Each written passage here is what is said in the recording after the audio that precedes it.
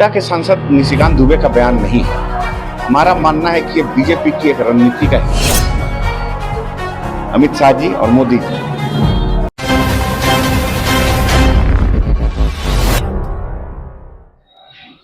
झारखंड के गोड्डा सांसद निशिकांत दुबे का बयान काफ़ी सुर्खियों में है और हमारे साथ बातचीत करने के लिए कांग्रेस प्रवक्ता सोनाल शांति जी हैं और उनसे बातचीत करते हैं।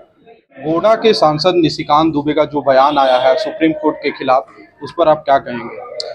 देखिए, ये गोड्डा के सांसद निशिकांत दुबे का बयान नहीं है। हमारा मानना है कि ये बीजेपी की एक रणनीति का हिस्सा है। इस बहाने वो चाहते हैं, भाजपा चाहती है, प्रधानमंत्री मोदी और अमित शाह चाहते हैं कि जिस तरह से ईडी और सीबीआई विपक्षी दलों पर कार्रवाई करती है और उसके बाद उसका अंतिम फैसला कोर्ट में होता है, उच्च न्यायालय में होता है, उच्चतम न्यायालय में होता है, और वहाँ से विपक्षी दलों की जितने भी नेताओं पर कार्रवाइयाँ होती हैं वो छूटते हैं क्योंकि वो बेदाग होते हैं। तो अब वो न्यायालय को भी अपने कब्जे में लेना चाहते हैं।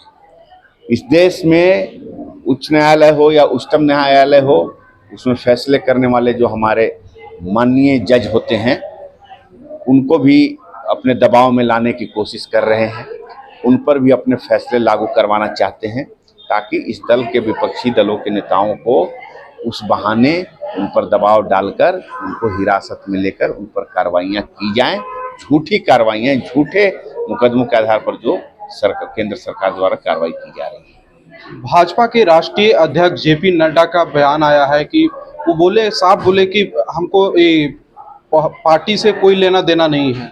जो निशिकांत दुबे का जो बयान आया था, नहीं, वो उनके सांसद हैं।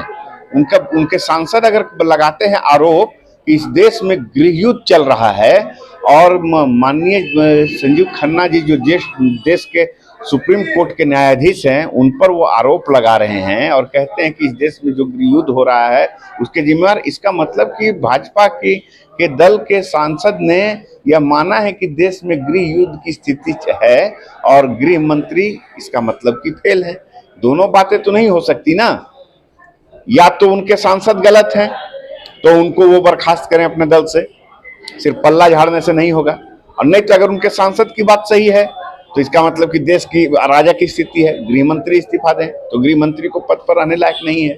तो दोनों बातें नहीं हो सकती, या तो उनको बर्खास्त करें या तो पूरे देश से माफी मांगे, अमित शाह जी और मोदी जी। उपराष्ट्रपति का भी बयान आया था अभी फिलहाल में, वो थोड़ा नाराज दिख रहे थे। नहीं, उपराष्ट्रपति और ये न्यायपालिका के मामले में कुछ टिप्पणी नहीं की जा सकती। टिप्पणी इसलिए कि ये संवैधानिक मामला बनता है और एक न्यायपालिका और विधायिका के बीच की बात है, तो उसमें बहुत ज़्यादा टिप्पणी नहीं की जा सकती। दोनों एक दूसरे के अधिकार क्षेत्रों की बात करते हैं, तो संविधान के अनुसार सबको अधिकार क्षेत्र, सबका अधिकार क्षेत्र परिभाषित है। संविधान में किसको क्या अधिकार प्राप्त है और किसके क्या कर्तव्य हैं, ये पूरी तरह से परिभाषित है और एक बड़ा मामला बनता है। इस पर एक बड़ी इशू बनती है। उच्चतम न्यायालय भी अपनी सीमाओं को समझता है। और उपराष्ट्रपति जी का क्या है, उपराष्ट्रपति जी का तो सदन आप चलाते हुए लोगों ने देखा है, इस देश की जनता ने सीधे देखा है कि किस तरह से उपराष्ट्रपति जी सदन चलाते हैं। इस देश में विपक्ष की आवाज़ बंद है, जनता की आवाज़ बंद है, किसानों की आवाज़ बंद है।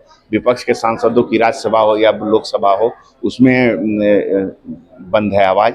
उपराष्ट्रपति जी सभापति के पदेन सभापति होते हैं एक हाउस के, तो बहुत ज़्यादा टिप्पणी नहीं की जा सकती। उनकी कार्रवाइयाँ किस तरह से कर चलाते हैं सदन में, वो भी देखा है लोगों ने।